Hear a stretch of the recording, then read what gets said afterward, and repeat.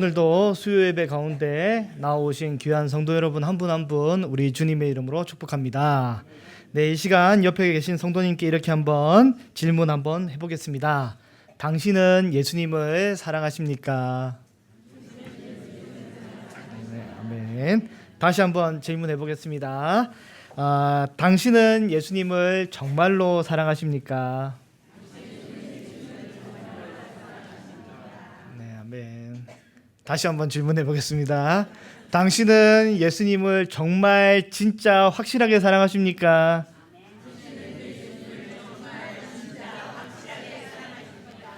아멘. 어쨌든 오늘은 예수님 사랑하는 분만 예배하러 오신 줄로 믿습니다. 같은 질문도 두 번, 세 번 하면 왠지 마음이 불안해집니다. 분명히 사랑하긴 하는데 사랑했던 것 같은데 사랑했었던 것 같고 복잡해지는 사랑하는 사람인데 복잡해지는 우리의 모습입니다. 네. 오늘 요한복음인데요. 오늘 요한복음 몇 장입니까? 21장입니다. 오늘 21장인데요. 요한복음의 기록 목적이 뭡니까? 바로 앞에 성경을 한번 넘겨보시면 20장 끝부분에 보면 이렇게 나와요. 20장 30절과 31절에 보면 제가 읽어드리겠습니다. 예수께서 제자들 앞에서 이 책에 기록되지 아니한 다른 표적도 많이 행하셨으나 오직 이것을 기록함은, 같이 읽어볼까요? 너희로 예수께서 하나님의 아들 그리스도이심을 믿게 하려 함이요 또 너희로 믿고 그 이름을 힘입어 생명을 얻게 하려 함이니라. 아멘. 이것이 바로 요한복음의 기록 목적입니다. 네. 그리고 내용이 뭡니까? 예수님께서 하나님의 아들 그리스도 이심을 믿게 하고 또한 예수님을 믿고 예수님 때문에 생명을 얻게 하려는 것이 요한복음의 기록 목적입니다. 요한복음은 이 기록 목적에 따라서 처음부터 계속 예수님이 어떤 분인지 차근차근 다 알려주셨고요. 그리고 20장에 그 내용이 종결이 되었습니다. 종결이 되었고 요한복음 20장 읽으신 30절과 31절에 이미 그 내용이 완벽하게 종결이 됐습니다. 끝났습니다. 종결이 됐는데 굳이 추가적으로 21장을 왜 기록을 하였을까요? 제가 이 내용을 설명하려면 굉장히 복잡했는데 간단하게 우리 주일에 조지아의 문정배 선교사님이 사무엘하 말씀 끝부분에 21장이 사무엘서의 부록이라고 하셨던 거 우리 들으셨죠? 예, 그래서 제가 간단하게 좀 해결이 되었습니다. 네, 요한복음 21장도 요한복음 끝부분에 20장으로 이미 내용이 흐름상 종결이 되었지만 그 내용이 바로 부록 혹은 에필로그 역할을 하고 있습니다. 20장까지의 모든 내용이 1장부터 20장까지 모든 내용이 이미 종결하고 같은 저자 그리고 같은 동일한 이 저자가 추가적으로 21장의 내용을 간단하게 더 알려주고 싶어서 더 풍성한 내용을 이해를 위해서 본문에선 차마 설명하진 못했지만 더 전달해야 하는 내용이 있기 때문에 이게 더 추가하는 거죠. 그렇다면 더 추가하려고 넣었는데 더 추가하려고 보충하기 위해서 더 효과적이기 위해서 알려주고 싶어서 넣었는데 뭘 넣었을까? 이게 중요한 거죠. 요한복음 20장으로 요한복음이 문학적으로 아름답게 종결이 되었는데 굳이 왜 21장을 추가했을까? 이 내용입니다. 그 활용점정 아시죠? 활용점정이라는 말이 있습니다. 무슨 일을 하는데 제일 중요한 부분을 마지막에 딱 완성함으로 이 모든 것을 종결하는 이 비유적인 말이죠. 용을 다 그린 다음에 마지막에 아주 정성을 다해서 눈동자를 땡 하고 그렸더니 용이 실제 용 그림이 실제 용이 돼서 구름 타고 하늘을 올라갔다는 고사에 유래하는 그런 이 말이죠. 굉장히 말을 조리 있게 구성하다가 이제 마지막에 한마디를 멋지게 덧붙이고 말이 딱 종결하면 아름답게 종결이 되는 거죠. 근데 또 동시에 사족이라는 말도 있습니다. 사족. 흔히 사족을 붙이자면 이러면서 말하면 이제 내가 말할까 말까 고민했는데 한번 이런 말 안 하는 게 좋죠. 네, 뱀을 그리다가 이제 다 마무리를 하면 끝났는데 굳이 안 해도 되는데 거기다 발을 붙여가지고 뱀도 아니고 이상한 걸 만들어내면 쓸데없는 이 짓거리를 한 거죠. 그래서 마지막에 쓸데없는 메시지를 합쳐버려서 굳이 완성도가 떨어지게 했느냐, 이게 차이입니다. 요한복음 21장이 화렴점정인지 사족인지. 요한복음 21장을 굳이 추가적으로 더 기록한 것에 대해서는 그 이유가 무엇인가에 따라서 학자들이 여러 견해들을 가지고 있습니다. 뭐 이게 사족인지 화룡점정인지 이제 달라지게 되는 거죠. 이 학자들이 무슨 얘기들을 주로 했냐면, 첫 번째로 21장에 등장하는 153, 이 153마리의 물고기를 낚은 이 중요한 이야기를 보니까 지금 20장까지 다 하는데 빼먹은 거죠. 아, 이걸 안 넣었구나 하면서 이거를 넣어야지, 이 놀라운 걸 넣어야지. 왜냐하면 초대교회 당시에도 익투스라고 해서 물고기 모양을 그리면서 성도 간의 신앙의 고백을 이렇게 묵시적인 언어로 사용을 했죠. 어쨌든 그래서 이 익투스가 중요한데, 물고기 중요한데 이거를 얘기를 안 했구나 하면서, 하지만 오늘 본문 21장 제일 마지막에 25절을 눈으로 한번 보시면 뭐라고 되어 있냐면, 예수님이 행하신 일이 이 외에도 많으니 낱낱이 기록된다면 이 세상에라도 이 기록된 책을 두기에도 부족할 것인데, 다 기록할 수 없단 말이죠. 근데 굳이 다른 기적도 다 중요한데 기록 못한 기적들이 얼마나 많이 있는데, 153 물고기 낚은 것이 얼마나 중요하길래 별책 부록으로 하나 더 만들어가지고, 아니 별책은 아니고 뒷부분에 사족을 돼가지고 이걸 추가했겠냐. 뭐 이제 굳이 그렇지는 않다고 저는 생각이 듭니다. 더 중요한 것은 뭐냐면 153 물고기를 낚기까지의 그 배경과 그 이유가 더 중요하겠죠. 학자들이 말하는 두 번째는 뭐냐면, 초대교회 당시 예수님의 수제자 베드로의 죽음과 또 사도들 중에 막내인 사도 요한의 죽음을 이리저리 비교하는 루머들이 굉장히 많이 있었습니다. 베드로는 어떻게 죽었습니까? 그 영화 보신 분들은 아시죠? 전승에 따르면 베드로는 거꾸로 십자가에 못 박혀서 그렇게 죽었다라고 되어 있는데, 그 시대에 베드로는 돌아가셨는데, 베드로가 약 66년에 죽었습니다. 주후 66년쯤에 돌아가셨는데, 이제 사도 요한은 그 당시 소문에 사도 요한은 영원히 죽지 아니하리라는 소문이 있는 거죠. 왜냐하면 실제로 사도 요한이 기록에 따르면 대략 94세에서 96세까지 살았는데, 베드로 순교 후에도 한 33년을 더 살았습니다. 예수님의 제자들이 얼추 다 순교하고 다 그런 상황에 사도 요한만 이제 거의 100세 가까이 장수를 누리며 지냈기 때문에 루머가 돌았는데, 그 영원히 사도 요한은 살 거다라는 루머가 돌았단 말이죠.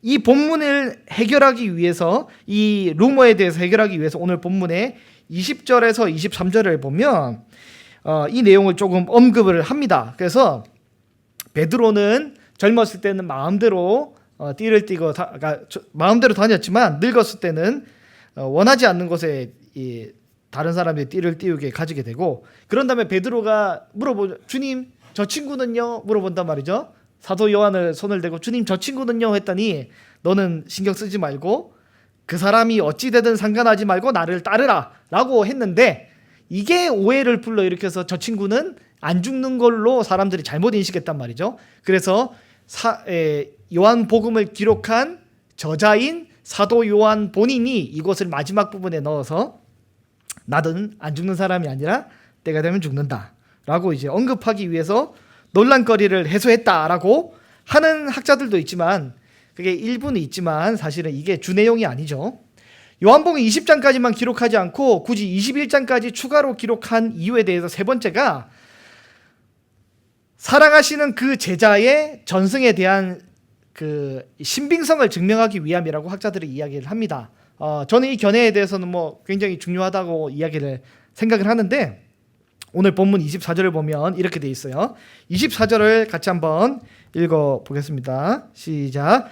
이 일들을 증언하고 이 일들을 기록한 제자가 이 사람이라. 우리는 그의 증언이 참된 줄 아노니. 요한복음의 저자인 사도 요한은 주께서 사랑하시는 제자에 대해서 나 요한이라고 표현하지 않고, 성경에 보면 요한복음에는 주께서 사랑하시는 제자라고 표현하면서 자기 자신을 겸손하게 표현을 합니다. 요한복음은 자신이 예수님 옆에서 직접 보고 들은 경험한 것들 기록하였다라고 증언을 하고 있는데, 이는 요한복음 전체에게 권위나 신빙성을 높여주기 위해 굉장히 중요한 이유라고 생각을 합니다. 그렇지만 그게 다는 아니죠. 굳이 요한복음 21장을 추가로 기록한 이유가, 학자들이 여러 가지 이야기를 하지만 제가 제일 동의가 되는 이유는, 오늘 본문에서 제일 동의가 되는 이유는 바로 네 번째로, 바로 이미 예수님을 배반하였던 베드로의 지도권을 다시금 회복시켜주기 위함이다라고 저는 그렇게 견해를 가지고 있습니다. 베드로가 이미 배반하고 권위를 잃었지만 초대교회 내에서 그의 지도력을 좀 세워주기 위해서 이 내용을 기록했다라고 생각하고 있습니다. 예수님을 배신하고 철저하게 모른 척하고 저주하기까지 배반한 사람이 바로 이 베드로입니다. 사실 예수님을 배신한 것에 대해서 애초에 처음부터 이 싹수가 좀 노래 보였던 이 가룟 유다는 쟤는 뭐 이렇게 하면서 사람들이 별 기대는 가지지 않고 그가 배신하는 거에 대해서 물론 엄청난 분노는 가지겠지만 충격은 좀 덜했을지 모르겠습니다. 그러나 정말이지 진짜 믿었던 베드로가, 그토록 신뢰했던 교회의 기둥과 같은 이 베드로가 예수님의 위기 상황 중에서 믿었던 베드로가 이렇게 도움을 못 줄 망정 제대로 배신하고 저주하기까지 부인하는 그 모습은 아마도 독자들과 또 1세기 초대교회의 여러 성도들에게 큰 충격이 되었을 것입니다. 게다가 구체적으로 닭이 3번 울기까지 3번이나, 한 번은 그럴 수 있지, 3번이나 배신을 한 이 베드로의 모습은 독자들에게 굉장히 충격적인 모습일 것입니다. 또한 동시에 독자뿐만 아니라 베드로 이 개인의 인생에 있어서, 개인사에 있어서도 그때의 차디찬 그날 그 밤의 그 실수는 아주 잊지 못할 충격이자 잊을 수 없는 트라우마로 자리 남았을 것입니다. 이 내용을 주께서 어떻게 해결해 주시는 것인지, 또 어떻게 해결해 가시는지, 그 내용을 기록한 요한복음 21장의 내용은 아마도 베드로 개인과 그리고 그것을 읽는 독자들에게 큰 위로가 되었을 것입니다. 굳이 요한복음 21장을 추가로 기록한 여러 다양한 견해들이 존재하지만 다 틀린 얘기는 아니지만 다 부차적인 내용이고, 이 주된 내용은 예수님을 배신하고 배반했던 베드로가 어떻게 예수님과의 관계를 회복하게 되고 어떻게 교회 내에서 지도력을 회복하게 되는지가 주안점입니다. 그래서 그 관점으로 오늘 본문을 좀 다뤄보고자 합니다. 우리는 사람에 대한 기대감이 있습니다. 사람에 대한 기대감이 있습니다. 우리 성도님들은 누구를 기대하십니까? 누구를 기대하십니까? 5살짜리 아이에 대해서는 사실 특별한 기대를 우리는 하지 않고, 기대할 만한 사람에 대해서 우리는 기대를 합니다. 만약에 밤늦게 퇴근해서 오늘 같이 수요예배를 끝내고 집에 퇴근해서 들어갔는데 설거지가 잔뜩 쌓여 있고 집안 청소가 엉망이고 이러면 어떻습니까? 온 집이 엉망이면 어떻습니까? 이게 5살짜리 아이의 탓입니까? 아니죠. 이것은 아내가 하든 혹은 남편이 하든 누군가 어른이 해야 될 역할의 내용이죠. 아이의 역할이 아니잖아요. 그래서 우리는 그런 부분에 대해서, 아이에 대해서 일말에 기대를 하지 않습니다. 교회 내에서도 어떤 사건이 발생하게 된다면 초신자나 믿음이 연약한 사람들에 대해서는 사실 우리는 특별한 기대를 하지 않습니다. 중직자나 교역자가 큰 실수를 하게 되면 이것은 엄청난 충격입니다. 불신자나 아니면 교회를 기웃거리는 사람들이 도덕적인 범죄를 저지르게 되면 뭐 자랑할 만한 일은 아니지만 뭐 그럴 수 있겠다. 뭐 왜 그랬대 싶겠지만 뭐 사람이 조금 연약해서 뭐 그럴 수 있겠다 뭐 싶겠지만 이 믿을 만한 교회의 기둥과 같은 인물들이 그런 실수를 하게 되면 굉장히 충격이 됩니다. 기독교 정치인들이 뭐 이 TV에서 뭐 교회에서나 예수님을 믿는 이 기독교 정치인들이 교회뿐만 아니라 불교에 가서도 절을 하고 천주교 미사에도 참석하고 뭐 여러 가지 뭐 점을 받다니 말았다니 뭐 그런 소식이 들리면 우리는 어떻게 생각합니까? 뭐 정치인이니까 뭐 특별한 뭐 그렇게 기대는 안 하지 않습니까? 기독교인 중에서도 명목상 그리스도인이 있고 술 담배 다 하고 뭐 욕하고 뭐 세상 사람과 특별히 구분 없이 지내는 연예인들도 있습니다. 이런 분들에 대해서는 그들이 TV에서 뭐 이제 어떤 행동을 하든지 우리는 애초에 기대가 없었기 때문에 큰 실망을 하진 않습니다. 그러나 크리스천 연예인 중에 뭐 정혜영 이런 부부와 같이 신실한 분들에 대해서는 그래도 우리는 어떤 기대감이 있습니다. 기독교인에 대해서 이 믿을 만한 사람들에 대해서도 이런 기대감이 있잖아요. 우리 돌아가신 우리 오카는 목사님, 그분은 설교도 굉장히 훌륭히 잘 하셨던 분이지만 그것을 넘어서 삶도 굉장히 강직하셨던 분으로 우리는 알고 있습니다. 그래서 우리는 존경하는 마음이 우리에게 있지 않습니까? 그런데 만약에 우리가 그토록 존경하는 그런 분이 혹은 뭐 다른 교단의 목사님이 있다고 한번 가정해 봅시다. 그런데 그런 다른 교단의 목사님이 만약에 여자 문제로 인해 논란이 되거나 교회의 돈을 횡령했다고 생각을 한번 해봅시다. 그러면 존경하는 마음을 가졌던 그만큼 우리는 어떤 충격과 배신감을 우리는 가지게 되는 것입니다. 초대교회의 기둥과 같은 인물이 바로 이 사도 베드로와 또 예수님의 동생인 야고보입니다. 야고보는 아직 예수님을 영접하지 않았을 때 예수님을 따라다니며 예수님의 사역을 말리고 그만하라고 정신 차리라고 때로는 예수님이 미쳤다라고 표현까지 하며 예수님의 사역을 쫓아다니면서 아주 뜯어 말렸습니다. 나중에 야고보는 야고보서에서 굉장히 본인의 실수에 대해서 인지를 했는지 굉장히 말조심하라고 요구를 하게 됩니다. 혀는 삶의 수레바퀴를 불사르는 불의의 세계라고 지옥의 불이 거기서 나오는 부위이기 때문에 조심하라 하며 야고보는 입에 재갈을 물리라까지 경고까지 하게 됩니다. 아울러 야고보는 우리가 다 실수가 많으니 말에 실수가 없는 자라면 곧 온전한 사람이라고 표현까지 하며 자신의 부족함과 또 연약함에 대해서 야고보는 굉장히 잘 알고 있습니다. 예수님께서 가야바의 뜰에서 불법 신문을 받으시고 또 베드로에 의해서 고난을 받기까지 베드로를 비롯한 예수님의 모든 이 제자들은 도망을 쳤습니다. 특별히 가룟 유다는 적극적인 배반을 하며 예수님을 팔아넘기기까지 하였고 베드로는 그래도 예수님이 궁금해서 옆에 가까이 갔다가 죽음이 두려워서 예수님과의 관계를 저주하기까지 부인하게 됩니다.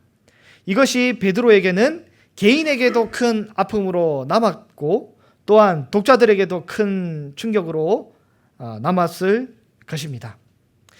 우리도 가정에서 부모로서 또 그리스도인으로서 아름다운 삶을 살아야 하지만 또 때때로 우리는 연약한 모습을 보이게 될 때가 많이 있습니다. 그런데 일반 성도라면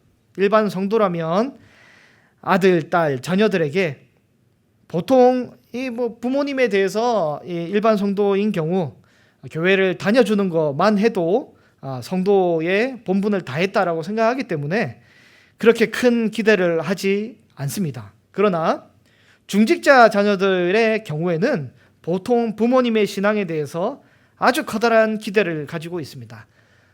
그래서 마음에 큰 이 기대를 가지고 있는 거죠. 어떤 행동을 할 것이다. 또한 목회자 자녀들도 더더욱 부모님의 신앙에 대한 기대를 가지고 있습니다. 그런데 만약 그러한 기대가 있음에도 불구하고 자녀들에게 커다란 이 신앙적인 배신감을 안겨주게 된다면 사실 이 또한 돌이키기가 굉장히 힘들 만한 어려움을 초래하게 됩니다. 그냥 쉽게 회복이 되지 않습니다. 이러한 때는 베드로에게 주께서 찾아오신 것처럼 하나님께서 특별한 개입을 해 주셔야 회복이 가능하며 무언가 특별한 회복의 과정을 거쳐야 이 정상적인 회복으로 돌아오게 되는 것입니다. 베드로가 야고보가 말실수를 많이 한 것처럼 아무리 믿음의 사람이라 할지라도 나도 모르게 입을 벌리게 되면 혀에서 삶의 수레바퀴를 다 불태워버리는 지옥불이 나올 수도 있습니다. 입에서 날카로운 칼이 레이저 광선이 나오듯이 입을 벌리면 혀에서 지옥불이 나올 수 있는 것입니다. 그래서 우리는 굉장히 조심해야 하는 것입니다. 교회에서는 신실한 모습으로 삶을 사는 사람으로 보였지만 우리는 사실 일주일에 몇 번 서로 보지 않지 않습니까? 어떻게 우리의 삶을 깊이 다 알 수 있겠습니까? 그런데 전혀 몰랐는데 알고 보니 그의 행실이 아주 충격적이라면 어떻겠습니까? 교회 내에서 이렇게 깨어져 버린 관계는 쉽게 회복되기가 어렵습니다. 하나님의 개입하심이 필요한 것입니다. 믿음직스러운 이 베드로의 실패는 베드로 개인에게도 큰 상처가 되었지만 동시에 교회 공동체 내에서 그의 영적인 권위가 무너지는 결과를 초래하게 되었습니다. 이를 회복하기 위해서는 먼저 베드로 개인의 온전한 주님과의 관계의 회복이 필요했고 또한 이어서 이웃과의도 관계의 회복이 필요한 것입니다. 우리 주님께서는 본문에 베드로에게 이렇게 다가오십니다. 오늘 본문 1절을 보면 예수님께서 디베랴 호수로 나타나십니다. 지금까지 부활하신 예수님은 여러 형제들에게 나타나셨는데 오늘 본문 1절을 보면 예수님께서는 디베랴 호수에 나타나게 되십니다. 디베랴 호수 어디서 우리 성도님들 많이 듣던 지명 아닙니까? 바로 여기는 우리가 잘 알고 있는 갈릴리 호수입니다. 갈릴리 호수. 갈릴리 호수는 베드로가 처음으로 예수님을 인격적으로 만나게 되고 자신의 소유를 다 포기하고 예수님을 따르게 되었던 그 장소입니다.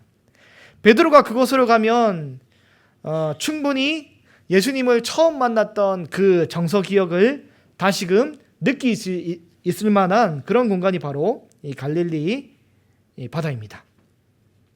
예수님은 지금 이 갈릴리 바다에 물고기를 잡고 있는 베드로를 찾아갔습니다. 오늘 본문에 2절 3절을 보면 이렇게 되어 있습니다. 시몬 베드로와 디도모라 하는 도마와 갈릴리 가나 사람 나다나엘과 세베대의 아들들과 또 다른 제자 둘이 함께 있더니 3절에 보면 시몬 베드로가 이렇게 이야기를 합니다. 나는 물고기 잡으러 가노라 했더니 3절에 보니 뭐라 되어 있냐면 그들이 우리도 함께 가겠다 하고 나가서 배에 올라서 물고기를 잡았으나 그날 밤에 무엇을 잡았습니까? 아무것도 잡지 못하였습니다. 네, 베드로가 물고기를 잡으러 갔으나 아무것도 잡지 못하였습니다. 사람들은 흔히 이 베드로가 물고기를 왜 잡으러 갔는지 쉽게 뭐라고 표현하냐면 베드로가 이제 예수님을 등지고 다시 물고기나 잡으려고 세속 직장을 얻으려고 떠나갔다라고 쉽게 말하고 있습니다. 네, 그러나 우리는 베드로에 대해서 본문에 베드로가 아주 주님을 등지고 떠났다라고 기록되어 있지 않기 때문에 우리는 쉽게 판단해서는 안 됩니다. 베드로뿐만 아니라 그의 제자들도 쉽게 판단해서는 안 됩니다. 2절 말씀을 보면 도마가 함께 그 자리에 있습니다. 도마가 누구입니까? 오늘 본문 21장의 바로 앞장인 20장에서 예수님을 못 믿다가 예수님의 구멍난 옆구리와 또 구멍난 손에 직접 손을 넣어보고 만지고 그 이후에 예수님을 하나님이라 고백하며 신앙을 회복했던 그 도마가 바로 그 도마입니다. 디도마라는 도마입니다. 그 도마가 지금 베드로와 함께 물고기를 잡으러 다른 제자들과 함께 갔습니다.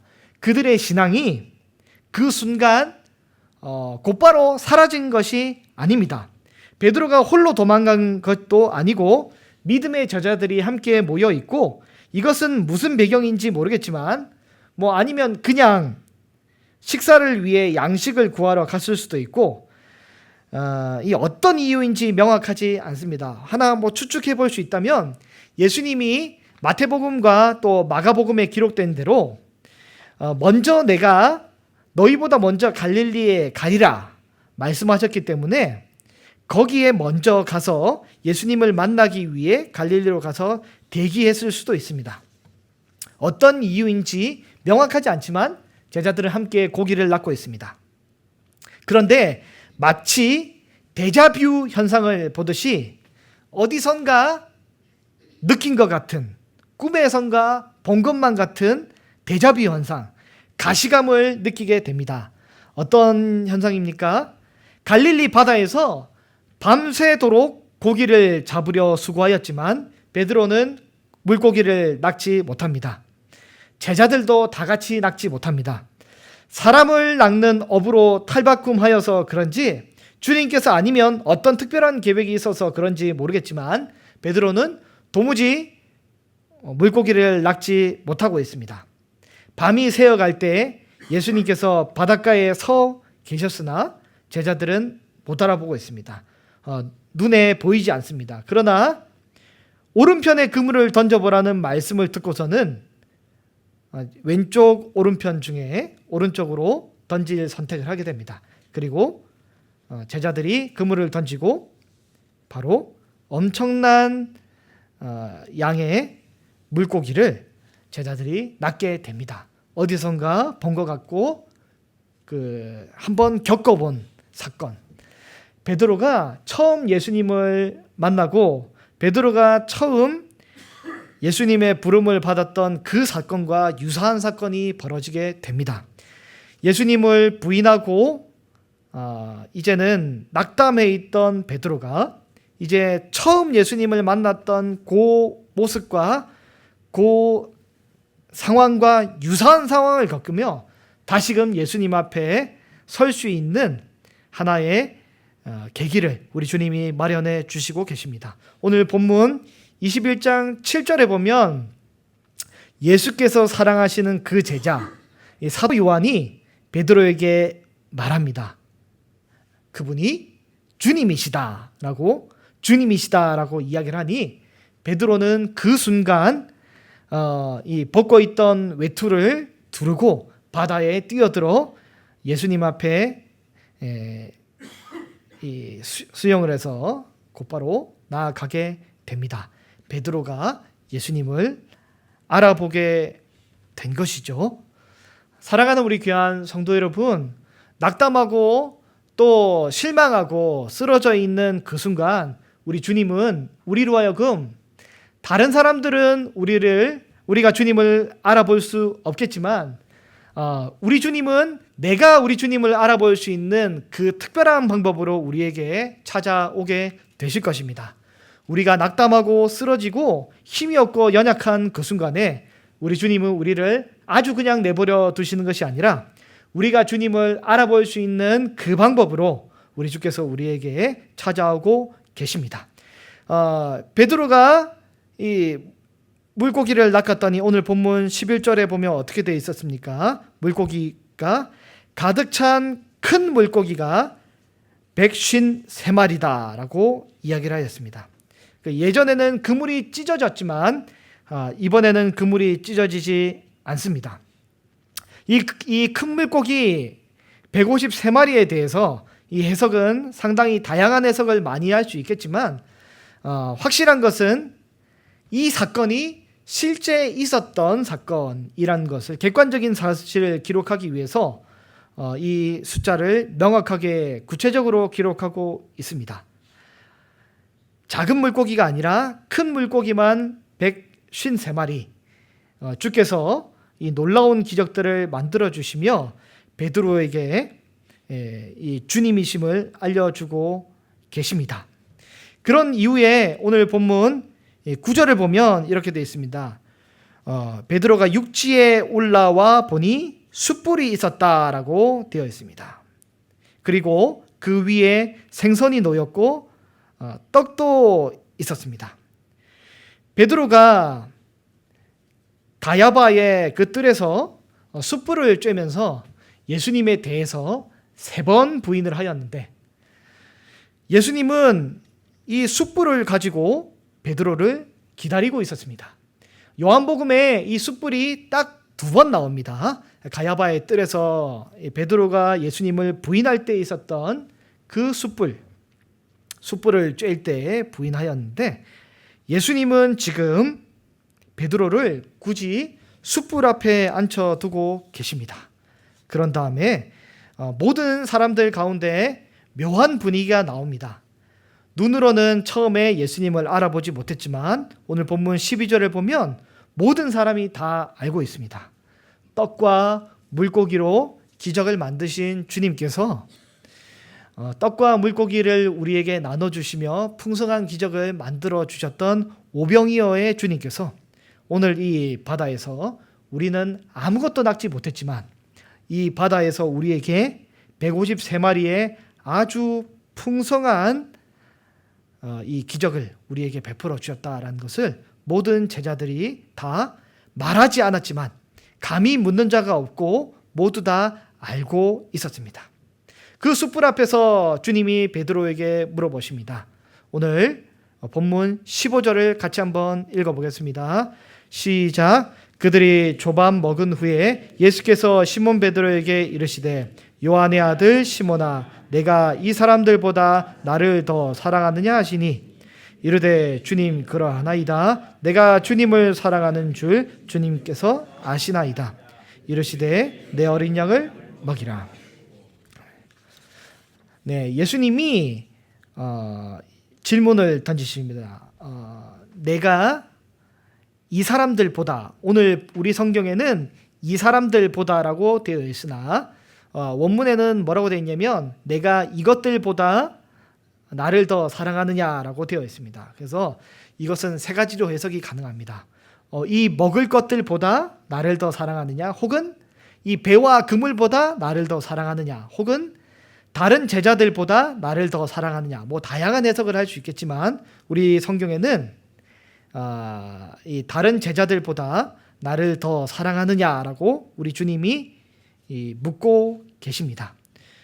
당연히 내가 주님을 사랑하는 줄 주님이 아시나이다라고 베드로는 고백하고 있습니다. 그랬더니 우리 주님이 다시금 베드로에게 내 어린 양을 먹이라라고 하시며 회복의 메시지를 주고 계십니다. 오늘 본문 16절에 보면 2번째 우리 주님이 물으십니다. 2번째 이르시되 요한의 아들 시몬아 내가 나를 사랑하느냐 하시니 이르되 주님 그러하나이다. 내가 주님을 사랑하는 줄 주님께서 아시나이다. 이 비교하는 것이 아니라 1대1로 묻고 계십니다. 네가 나를 진짜 사랑하느냐? 내가 주님을 사랑한다라고 고백했더니 베드로에게 우리 주님은 내 양을 치라라고 말씀하고 계십니다. 그리고 다시금 우리 주님이 명확하게 확실하게 베드로에게 묻고 계십니다. 오늘 17절 말씀인데요. 같이 한번 더 읽어보겠습니다. 시작. 3번째 이르시되 요한의 아들 시몬아 네가 나를 사랑하느냐 하시니 주께서 3번째 내가 나를 사랑하느냐 하심으로 베드로가 근심하여 이르되 주님 내가 주님을 사랑하는 줄 주께서 아시나이다. 예수께서 이르시되 내 양을 먹이라. 아멘. 3번이나 우리 주님이 베드로에게 명확하고 확실하게 질문을 하십니다. 그 숯불 앞에서 우리 주님이 3번 부인했던 베드로에 대해서 3번이나 사랑하느냐 물으시고 3번이나 사명을 다시금 회복을 시켜주고 계십니다. 베드로의 실추된 이 신뢰를 우리 주님이 다시 만회할 기회를 주시고 베드로가 가진 이 숯불 앞에서 그리고 닭이 울 때의 그 공포와 이 트라우마에 대해서 예수님을 부인하고 예수님을 거부했던 그 비참한 자신의 과거에 대해서 예수님은 다시금 회복할 수 있는 기회를 베드로에게 3번이나 허락하고 계십니다. 그래서 베드로는 회복하게 되었고 또 베드로가 교회의 지도자로 당당하게 설 수 있는 기회를 우리 하나님이 예수 그리스도께서 베드로에게 허락을 해 주셨습니다. 우리 사랑하는 귀한 성도 여러분 그 신앙이 베드로가 처음 예수님께 부름받았던 것처럼 우리가 처음 예수님을 만났던 처음 부름받은 그 신앙, 우리 귀한 성도 여러분, 우리가 있는 모습 그대로 가지고 계십니까? 우리 주님을 사랑한다고 고백했던 그 신앙, 우리가 우리 주님을 따라갔던 그 신앙, 우리는 그 모습 그대로를 가지고 계십니까? 우리가 만약 그 신앙을 가지고 계시다면 정말로 좋겠지만 혹 우리가 넘어지고 쓰러지고 실패하였더라면 우리의 또 실패와 넘어짐과 쓰러짐을 통하여서 우리의 주변의 형제들 혹은 우리의 자녀들이 또 그것을 보고 낙담하고 쓰러지고 넘어졌을 수도 있습니다. 이 복잡하고 미묘한 것들은 사실 우리 스스로의 힘으로는 해결되지 않고 어떻게 해결할 수 있습니까? 우리 주님이 우리를 먼저 찾아와 주셔서 우리와 우리 주님의 관계가 온전하고 건강하게 회복이 될 때, 그때 우리 주변에 있는 우리의 형제들 또 우리 넘어진 우리의 가족들의 신앙도 다시금 회복이 될 줄로 믿습니다. 우리 귀한 성도 여러분, 어디서 넘어지셨습니까? 우리가 주님을 부인했던 또 우리가 주 앞에서 넘어졌던 그 횃불은 어디 있습니까? 차디찬 그 밤에 그 횃불, 이 공포의 대상으로 아른거렸던 그 횃불에 대해서 우리 예수님은 베드로에게 찾아와서 회복으로 따뜻하게 영혼을 만져주고 그 굶주린 영혼을 배부르게 만들어주는 그 횃불로 우리 주님이 사용해 주셨습니다. 닭이 3번 우는 이 소름 끼치는 그 소리에 넘어져 버렸던 베드로의 그 신앙, 이제는 사랑하느냐 사랑한다, 내가 양을 치라 양을 먹이라는 이 따뜻한 음성으로 우리 주님이 베드로를 회복을 시켜주셨습니다. 횃불에서의 소름 끼치는 그 소리가 이제는 횃불에서의 따뜻한 주의 그 온화한 음성으로 우리 주님이 변화를 시켜주신 것이죠. 우리 사랑하는 귀한 성도 여러분, 우리 주께서 우리를 이렇게 찾아와 주시고 만나 주셔서 우리의 모든 이 무너진 것들이 다시금 회복되는 귀한 은혜가 저와 여러분의 삶에 있기를 간절히 소망합니다.